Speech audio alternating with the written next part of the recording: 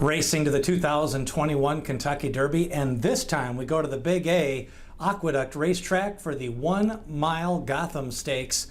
The couple of leading contenders out of the Withers, they did not want to cut back in distance to the 1 mile, so they are waiting for the Wood Memorial. But we got a pretty exciting addition. What I like about this one is we get to compare a little bit of that regional form. Two shippers come in from the West Coast and wipe the slate, and also in Freedom Fighter. And then we've got a very fast horse off the bench in Highly Motivated, who ran a 102 Brisnet speed figure as a 2-year-old on the undercard of the Breeders' Cup. So an 8-horse field, and starting off at the I think the odds-on favorite in this race, probably slightly favored, is going to be Highly Motivated, trained by Chad Brown. The race is being run in New York, but Freedom Fighter I think is going to take a lot of money because the last time out he ran a very tough race off the bench himself, hadn't run in quite a while.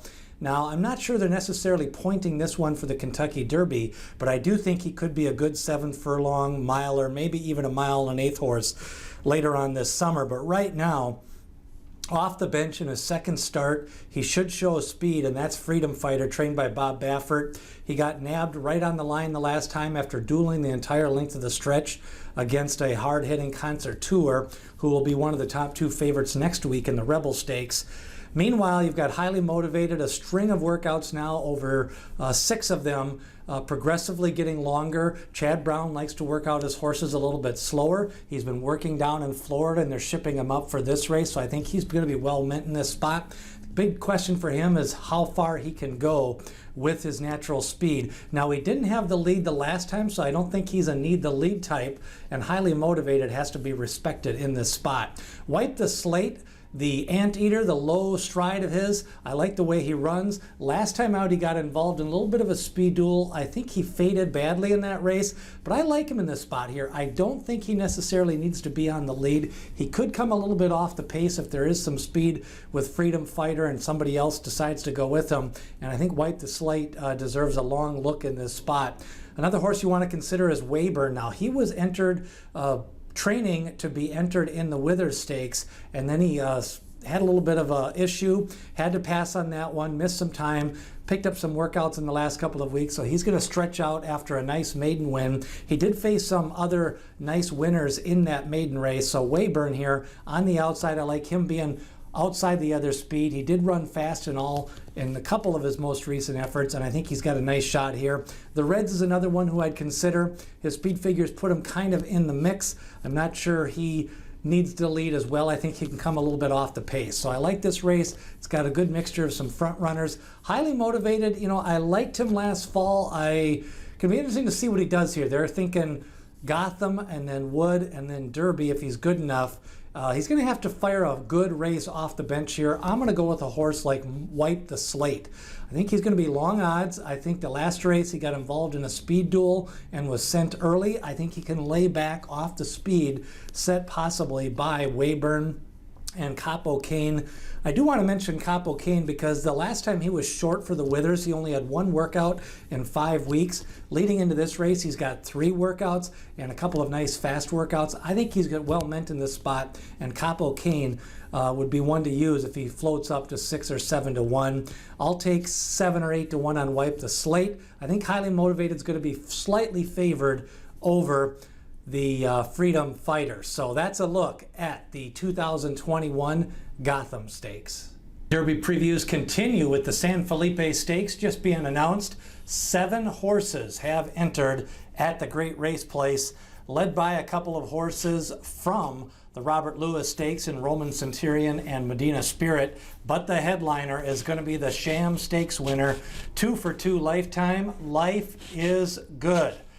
This horse debuted with a blitzing big victory in his maiden race last fall, came back in the Sham Stakes, opened up a big lead, and then halfway down the stretch, Mike Smith started to pack it in, and he was challenged late by Medina Spirit, but you could tell in that race that he idled late, and the workouts for Life is Good for the last 5-6 weeks have been strong. Every week, strong gallop outs, long distance stamina building workouts, and Life is Good draws the rail. Going to try to probably get out there and establish a good position from that rail spot. Sometimes Bob Baffert doesn't like being the inside speed. He prefers to be the outside speed. Meanwhile, Medina Spirit, who ran second in the Sham Stakes and then won a 3-horse photo finish in the Robert Lewis, he's going to continue his stretch out ways here. Nice effort the last time out, set all the fractions, was pressured on the front end. It looked like a couple of times he may kind of give in. And it was a nice looking effort visually by Medina Spirit. The track was playing a little bit slow that day. Roman Centurion came out of a maiden race that time and gave him a good battle down the stretch, but in the end it was Medina Spirit winning late.